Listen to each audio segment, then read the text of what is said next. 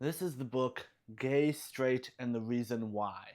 And it should be extremely controversial, but because people don't pay attention, it's not. It should be controversial for several reasons.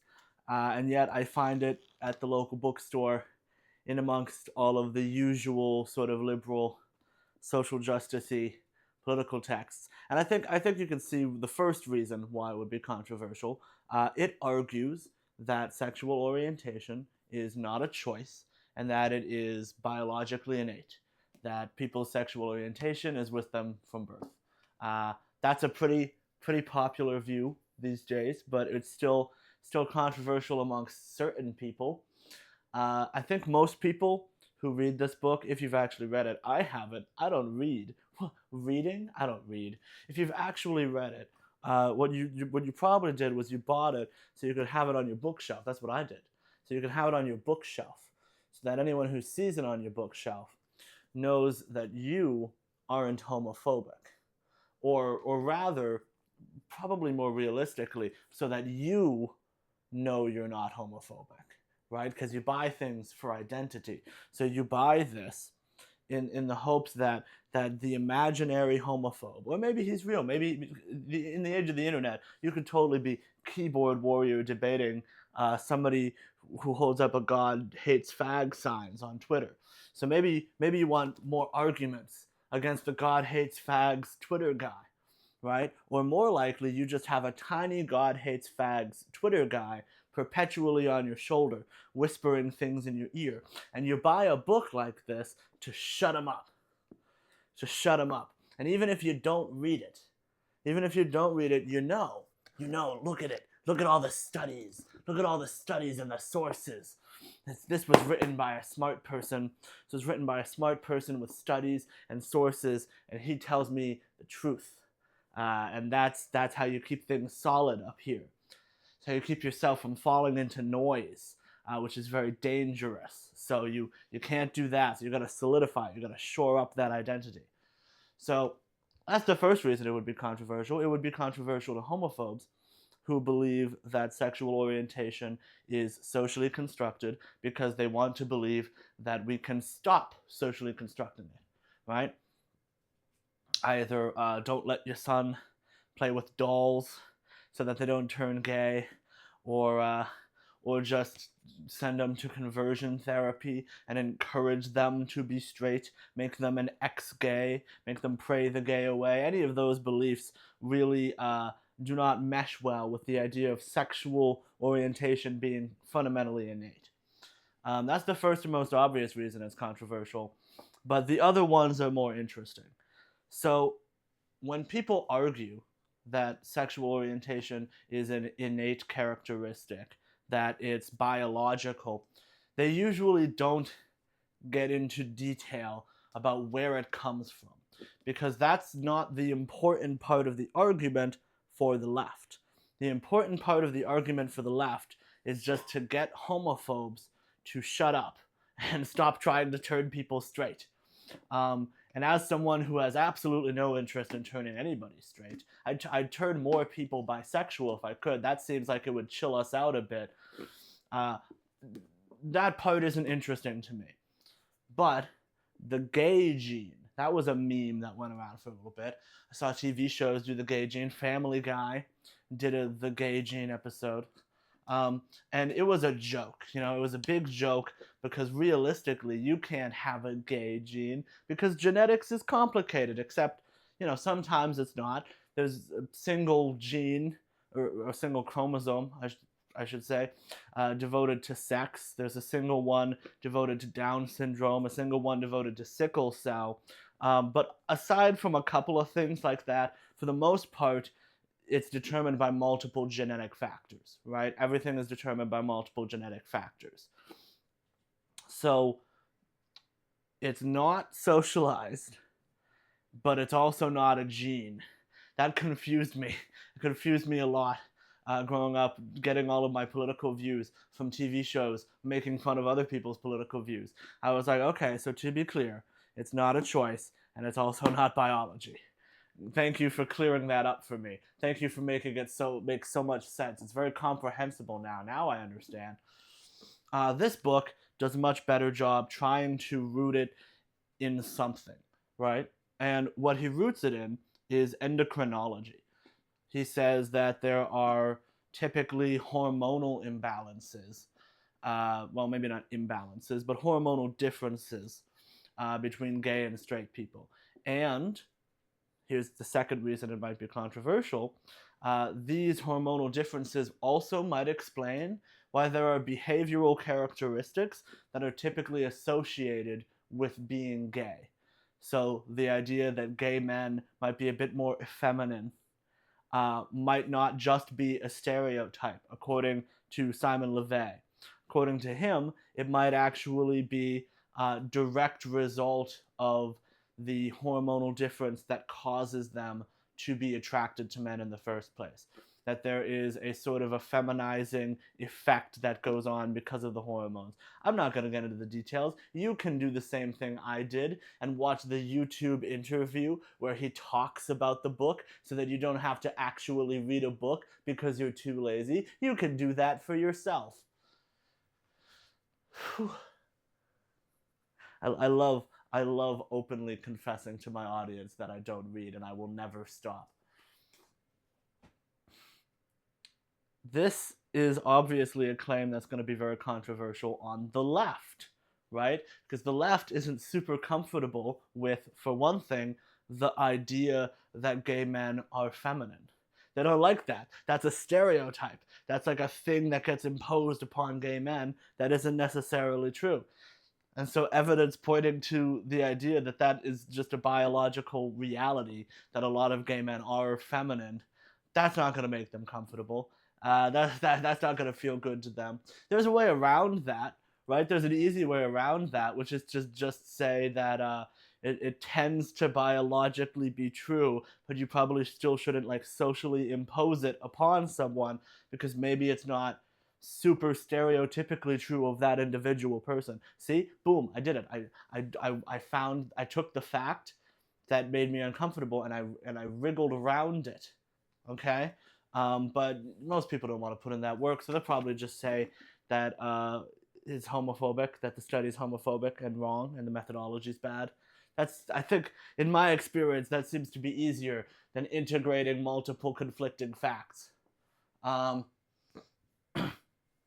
The other reason is that it implies differences between men and women, right?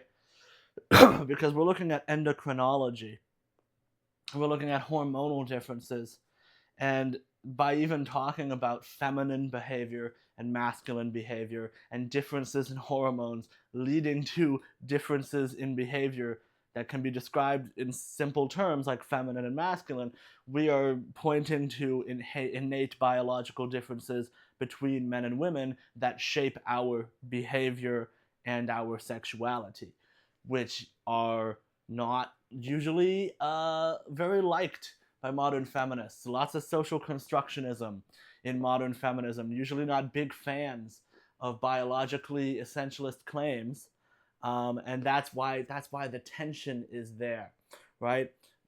Like, oops, we've told on ourselves.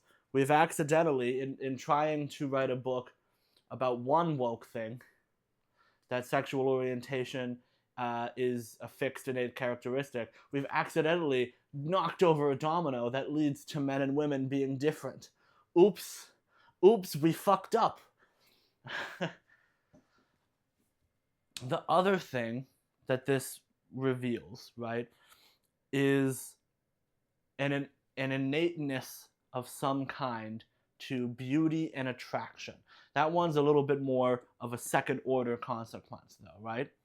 Because if sexual orientation is innate, then on some level, your body knows what a man is, right? Your body knows what a woman is. It knows what traits it's looking for when it looks for one of those things. If being straight or being gay is innate, then your body has some kind of innate instinctual knowledge of what a man looks like and what a woman looks like. And if someone deviates too far from what a man typically looks like, someone who is attracted to men will most likely not be attracted to them. You're starting to see where I'm going with this. I think this necessarily indicates at least some truth to the idea that men who are more masculine are generally more attractive to people who are attracted to men, and women who are more feminine are generally more attractive to people who are attracted to women, as a direct result of this conclusion. So now you might be starting to get a little bit uncomfortable. You might be thinking, well, hold on. If the reason I wanted to say sexual orientation is innate is to get rid of the homophobes, there's another option here. There's another option, and that's just to say that it is socially constructed, but it's all good. It's all fine, and we're all born bisexual. Every single person on the face of the earth is born bisexual and then raised into some or another sexual orientation, and socialized into it. And the only thing we need to get rid of is the homophobia. The only thing we need to get rid of is the idea that straight is better than gay and fundamentally separate from it. And we can maintain the social constructed aspect. So we don't actually even need to say that sexual orientation is innate. And you might be like, ha, I found a loophole. I found a way to have my woke cake and eat my woke cake also. But no, because you probably won't like the conclusions of that idea either, right? Because if it is socialized, if your sexuality is socialized, then that means that you're shaped depthfully by the things you consume at a fairly young age. And sexual content might shape you. I'm talking about porn, right? This is an idea a lot of liberals want to talk about porn strictly in terms of it's a fantasy and it's harmless and it doesn't affect you in the long run. You go into it, you fantasize, you leave, and it doesn't shape you very much. It's not a big concern. And anybody who calls it a problem, anybody who believes in the concept of porn addiction, anybody anti-porn feminists, or even just people in polite society who don't want to ban it, but think that it's a bit of a problem that we watch so much of it from such a young age, that's generally frowned upon by the cultural left. They're generally very pro-porn. They just think that it should be paired with good, high-quality sex education alongside it, which I don't think does anything. I don't think having a teacher sit you down and stodgily tell you the facts is going to get into your brain anywhere near as much as highly sexualized, dopaminergically stimulating images that you consume every single day of your life. Somehow I feel like that's going to have more of an impact. So the second you start trying to argue that it's all socially constructed, then you have to look at how are we socially constructing our sexualities now, and then you have to moralize sexuality. You got to figure out, is it good or bad the way we're socially constructing it now? So there's no way out of this, really, except there kind of sort of is. If you accept the possibility that things can influence your sexuality somewhat, but it's also somewhat fixed and innate, then you might be able to get this crazy, crazy view, this weird opinion that all of this stuff is kind of true. That porn can have negative effects on your sexuality and can make you fantasize about things that you wouldn't have otherwise, a little bit, but also it can just be fun.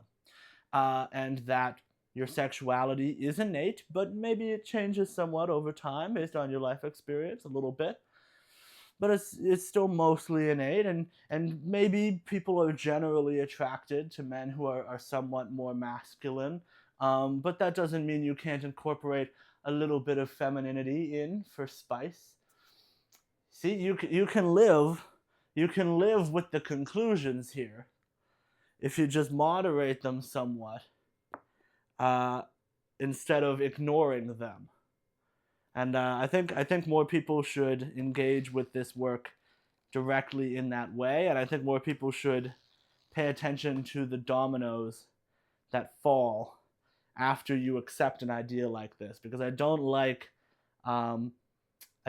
when a claim goes uninterrogated because it's just politically useful.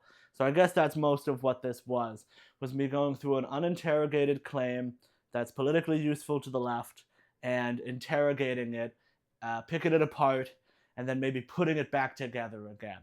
And let's see if that works.